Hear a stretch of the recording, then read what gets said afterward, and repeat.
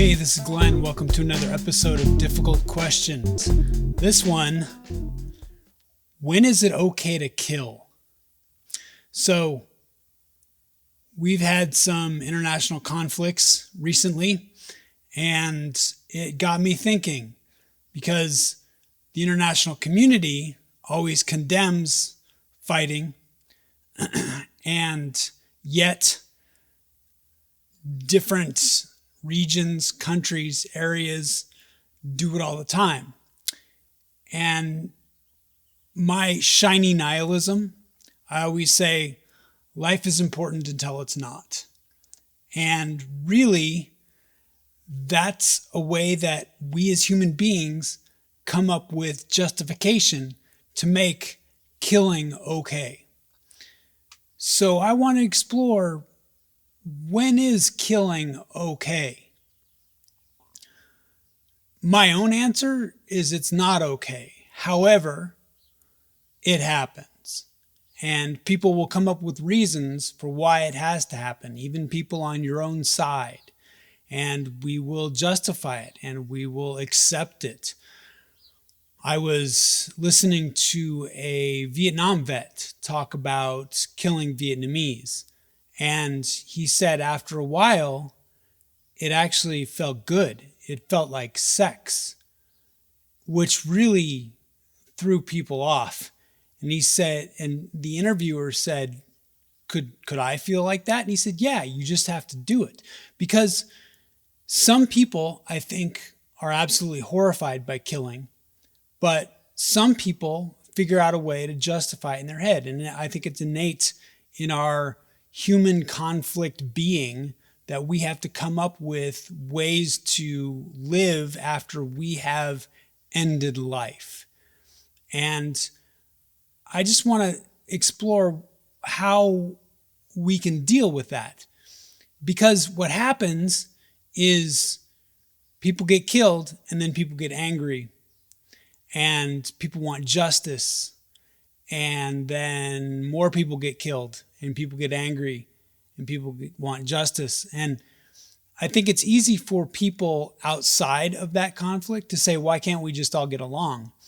However, those people haven't had their family lose their house or haven't had their uncle killed by another group of people. So it's very easy to not be engaged in this conflict if you don't have to be. And it's very easy to judge it. But how do we get through it? Because it has to stop at some point. My nationalities are German, Yugoslavian, little English, little, I think, Dutch, Irish. I think that's what it's called. But a good part, a known part, is my grandmother was from Yugoslavia. And when Yugoslavia was breaking apart, I asked my dad, well, what part of Yugoslavia are we from? Because I never had any national cultural construct growing up. We were a family of bricklayers, a family of tradesmen. That was my cultural heritage, not where I'm from, who I'm from. And he looked at me and he said, we're Croatian. We are the people that sided with the Nazis during World War II. And that's why I wasn't told about my Yugoslavian heritage, because for my dad, that was cultural shame. Now, I told that story to a Croatian and they got angry because not all Croatians are bad. And World War II happened a long time ago. And should we be blamed for our ancestors' actions? So this got me thinking, where does the blame end? Where does the anger end? And how does it end? And I think when people die, we can be sad. But when we want vengeance or we want justice, I think that's the problem. I found, for my own personal life experience, there is no such thing as justice. Justice is a construct that's supposed to make us feel better. I've never been in a conflict where someone wanted to kill me for the sake of my ideals or my land or my resources. But I have been in a situation where I was really injured in a motorcycle accident. A Dodge Durango pulled out in front of me. And that changed my life. And that put me in a wheelchair and it had me relearn how to walk. And I was really angry at that person for pulling out in front of me. And I wanted to do bodily harm. I wanted vengeance. I wanted justice. And there was no justice. There was no, they got to drive away. Oopsie, my fault. I have some insurance. They'll pay for some stuff. But nope, you're just on your own. And I was really angry.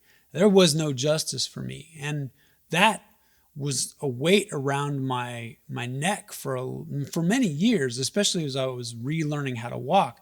But when I realized that the only thing that anger was doing was hurting me and my progress, I had to let it go. And it was very Buddhist, right? You just have to let it go. And I think in the Western world, we don't deal with that well. We want justice. We want to hang on, and we want someone to have, to be responsible for their actions, or a party to be responsible for their actions. But where does that stop? When does that stop? My landlady was talking about, why can't we just all get along? And it was in reference to the Israeli-Palestinian conflict that just happened. And, that's a fight over resources. That's a fight over land. That's a fight over ideology. That's a fight over history. When people are ejected from their communities and then want back in their communities, and they want legitimacy and they fight for legitimacy, who's to say who is right? And I don't want to get into that right now, but it's a problem, and it's a problem all over the world. And I said, well, you own this house, you should give it back to the Native Americans. And she just looked at me. I mean, she has no tie to American Indians. She bought this house in the 60s, but this land was stolen. This country took it from people. Now, how far do we go back? How far do we hold that resentment? When do we move on? When do we start from the beginning? These are great questions, and I don't really have answers to them. I just found that holding on to that anger did me no good, so I just moved forward. And I think that is the key. I think that people just have to erase the past and move forward. Going back to my Croatian story, I was in a bar in Manhattan, and one of the bartenders was from Yugoslavia, and another one was from Yugoslavia, but one was Croatian and one was Serb. And I said, how does this happen? How do you get along? I mean, your peoples have been warring for years, and it's cultural, and it goes deep, and it goes into history. And he said, we moved to America so we could move on. He's a person, we're a person, and they have to identify themselves as having equal opportunity and a fresh start. And that is where we can move from. Because I ultimately don't think killing is okay. But killing happens, and we can justify it. So what do we do with that?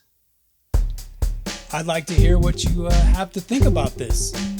Thanks.